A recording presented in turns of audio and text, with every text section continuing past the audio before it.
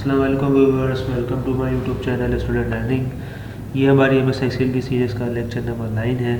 Last lecture number 8 में जो है वो मैंने जो है यहाँ पर आपके पास इंसर्ट में टेब हमारी कंप्लीट हो चुकी थी। इक्वेशन सैम्पल वगैरह ये सारी चीज़ें मैंने आपको बता दी थी। और आज जो है हम लेक्चर नंबर 9 के अंदर पेज लेआउट को हम क्या करेंगे, डिस्कस करेंगे कि किस तरीके से हम जो है पेज लेआउट के टेब के अंदर जो है सेटिंग्स को हम चेंज कर सकते हैं। तो यहाँ पर हमारे पास कुछ ऑप्शन ऐसे हैं जो मैंने आपको वर्ड में भी बताए हैं, उसको हम ज़्यादा कोई डीपली यहाँ डिस्कस नहीं करेंगे। वो अगर आपको समझना है तो अभी मेरे वर्ड के अंदर जाके इसको आप देख लें।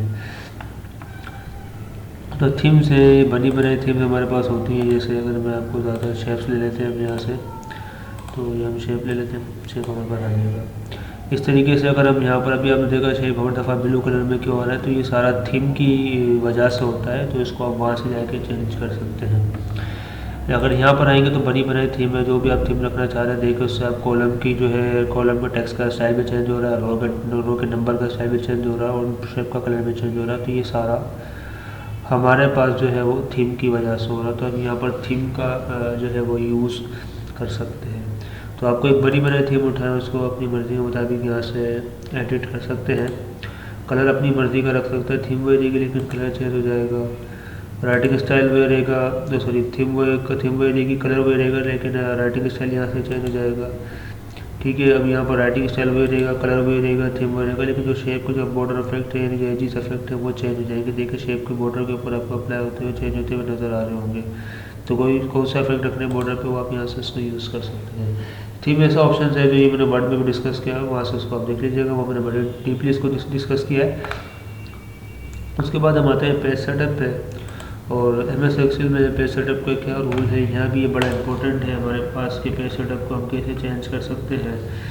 तो यहाँ पर हमारे पास आने के बाद आप मार्जिन में चले जाते हैं, तो पेज के कुछ बने बनाए मार्जिन भी हमें दिए हुए हैं। ठीक है, तो ये जैसे मैंने बताया था ये हमारा लेफ़्ट मार्जिन कहलाता है, ये पेज के साइड राइट मार्जिन है, ये टॉप मार्जिन है। इस तरीके से नीचे आते हैं तो ये कहलाता है हमारा बॉटम मार्जिन। ठीक है, इसी तरीके से अब हम यहाँ पर आते हैं और यहाँ पर आने के बाद हमें जो है वो कहाँ से मार्जिन कितना रखना है वो आप सेट कर सकते हैं। जैसे अगर हम यहाँ कोई अगर हम नंबर लिख लेते हैं, जैसे हम यहाँ पर आते हैं और यहाँ हमने कोई नंबर लिख लिया ताकि अब आपको समझ में आ जाए इसलिए जो मैं चीज़ आपको बताना चाह रहा हूँ।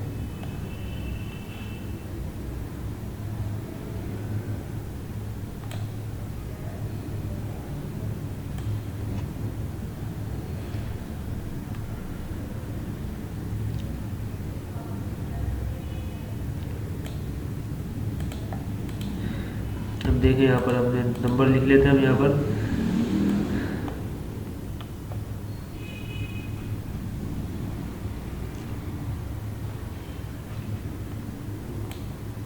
नंबर में लिखे। ठीक है, उसके बाद इधर आते हैं, ये पूरा पेज के ऊपर हम नंबर पे आ जाते हैं।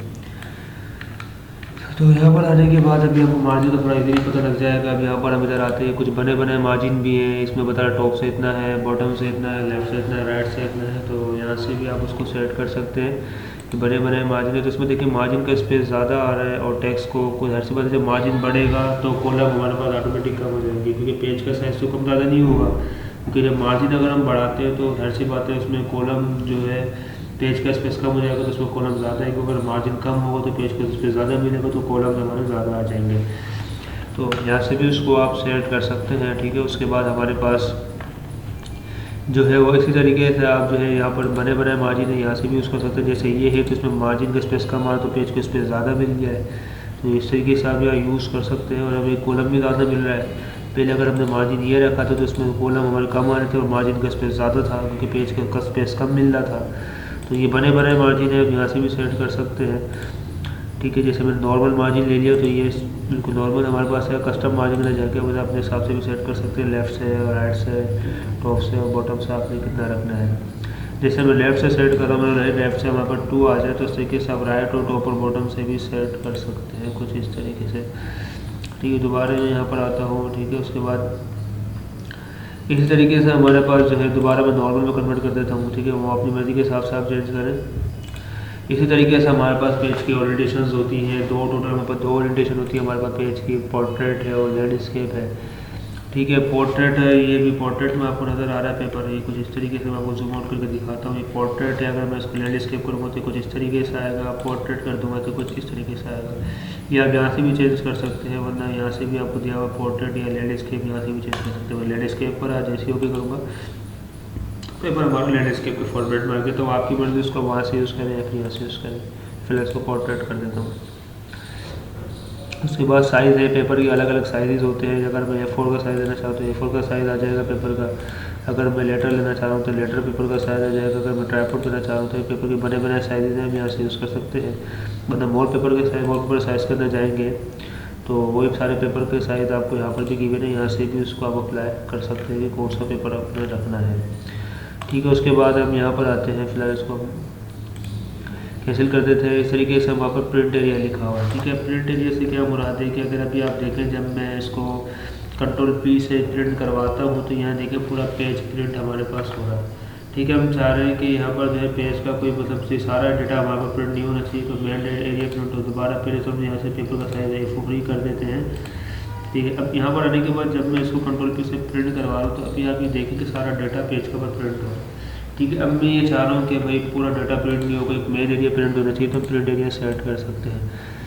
ठीक है। यहाँ पर आने के बाद हमने इधर आया और यहाँ पर हमने क्लिक करा सेट प्रिंट एरिया, तो ये प्रिंट एरिया हमारा सेट हो चुका है। आपको देखिए ये लाइन बनी हुई नज़र आ रही है कि अब जब मैं प्रिंट करवाऊँगा तो पेज के अंदर हमारा यही एरिया प्रिंट होगा, अदरवाइज़ उसके अलावा कोई हमारे यहाँ पर दूसरा एरिया प्रिंट नहीं होगा। ये आपके सामने है। और अगर आप क्लियर प्रिंट एरिया कर देते हैं तो यहाँ से ये प्रिंट एरिया क्लियर हो जाएगा। अब जब प्रिंट करेंगे तो तमाम का तमाम एरिया हमारा क्या होगा, सेल में प्रिंट होगा। उसके बाद इसी तरीके से हमारे पास जो है ये हम यहाँ से भी कर सकते हैं, वरना अगर आप प्रिंट टाइटल में जाते हैं तो लिखा हुआ प्रिंट एरिया, आप रेंज देकर यहाँ से प्रिंट एरिया सेट कर सकते हैं। तो मैंने चेक लगाया और यहाँ से भी इसको हम रेंज दे देते हैं। रेंज देने के बाद जैसे होगी करूँगा तो प्रिंट एरिया हमारा सेट हो गया। अब जब मैं प्रिंट करवाऊँगा तो यही एरिया हमारा क्या होगा, प्रिंट होगा। ठीक है। उसके बाद हमारे पास जो है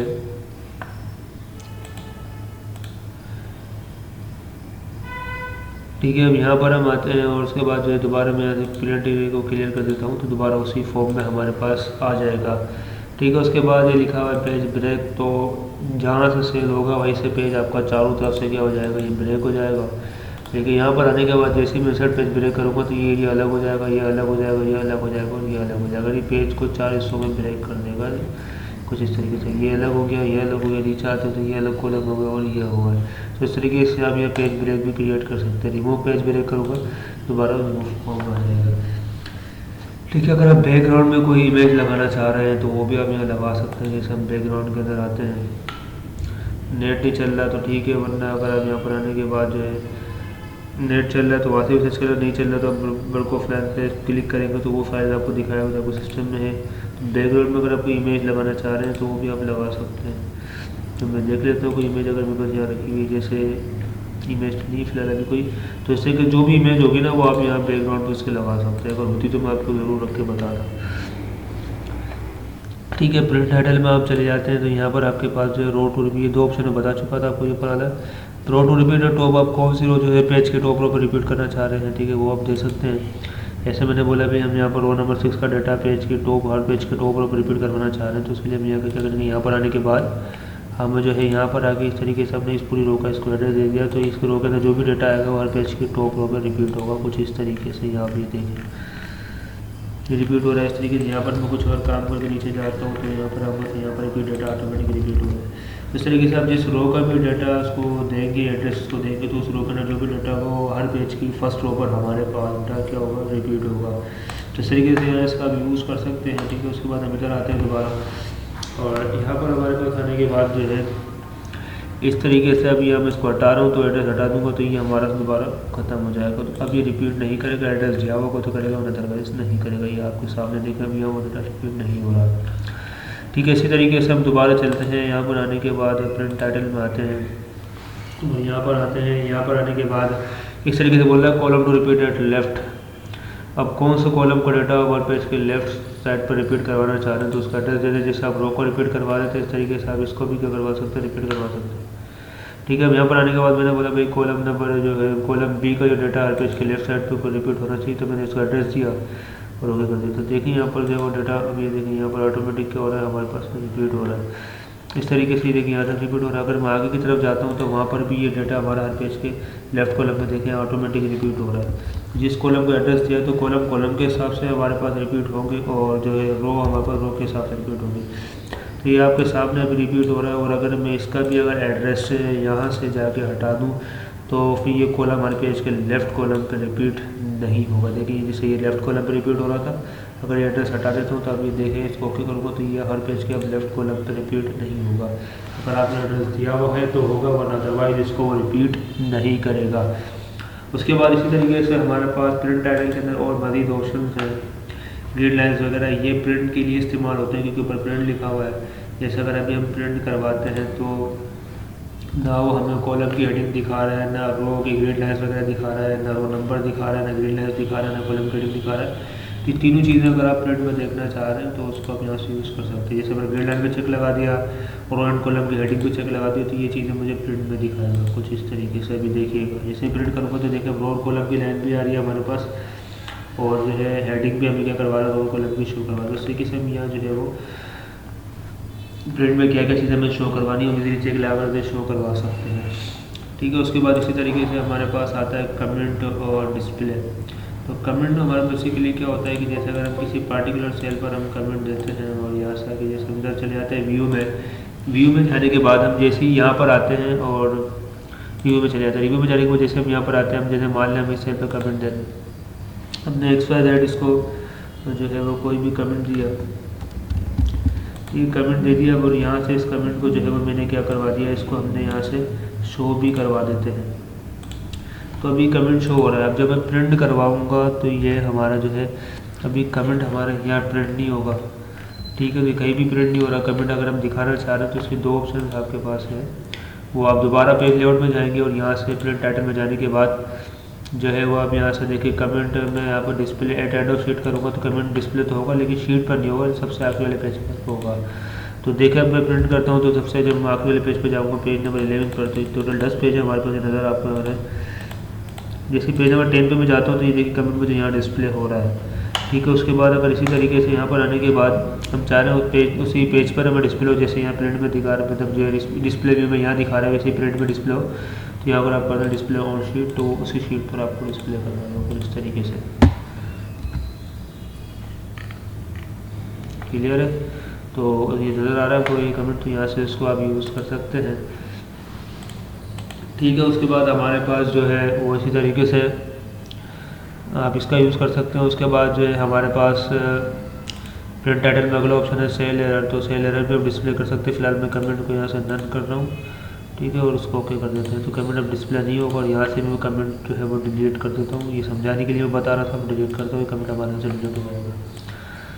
अब सेल एरर क्या होता है, जैसे मिसाल के तौर पर हम यहाँ जो है वो एक फार्मूला लगा देते हैं सम का, लेकिन ये फार्मूला मैं गलत लगा रहा हूँ। ठीक है, ताकि एरर जनरेट हो, तो ये हमने फार्मूला लगाया और मैं 2-3 वैल्यू को सम करवाया तो ये एरर हमारे पास जनरेट हो रहा है। ठीक है, तो अब जब मैं प्रिंट के अंदर जाऊँगा तो प्रिंट में हमें ये एरर जो है वो यहाँ पर क्या हो रहा है, डिस्प्ले हो रहा है। हम चाह रहे हैं एरर डिस्प्ले ना हो, तो यहाँ पर आने के बाद आप कुछ भी नहीं करेंगे, आप जो है वो पेज लेआउट में चले जाएंगे। प्रिंट टाइटल में जाने के बाद आप यहाँ पर आने के बाद जो है डिस्प्ले हो रहा है, इसको आप ब्लैक कर देंगे तो फिर ये डिस्प्ले नहीं होगा। प्रिंट करेंगे तो आप देखें यहाँ पर वो जो है एरर डिस्प्ले नहीं हो रहा। तो इस तरीके से पेज के अंदर जहाँ जहाँ एरर आएंगे तो आप रन कर देंगे तो प्रिंट में डिस्प्ले नहीं होंगे आपके पास। ठीक है, इस तरीके से अब हमारे पास जो तकरीबन हमारा पेज सेटअप भी कम्प्लीट हो गया है। और अगर आप इसकी डायरेक्शन पेज ऑर्डर चेंज करना चाह रहे हैं, अगर ये पेज ऑर्डर रखेंगे तो फर्स्ट ये पेज होगा, सेकंड, फिर थर्ड, फिर ये फोर्थ। अगर आप ये वाला रखते हैं तो फिर ये फर्स्ट होगा, ये सेकंड होगा, थर्ड होगा और ये फोर्थ होगा। तो पेज ऑर्डर भी आप चेंज कर सकते हैं। तो तकरीबन हमारा पेज सेटअप कम्प्लीट हो गया। इंशाल्लाह लेक्चर नंबर 10 में जो हम यहाँ से इसको स्केल टू फिट से कंटिन्यू करेंगे। आई होप आपको आज का लेक्चर नंबर 9 जो है वो समझ में आ गया होगा। तो इसी तरीके से हमारे चैनल को लाइक एंड सब्सक्राइब करते रहें ताकि मज़ीद आने वाली वीडियोज़ MS एक्सेल की सीरीज से रिलेटेड आपको मिलती रहे। अल्लाह हाफिज़।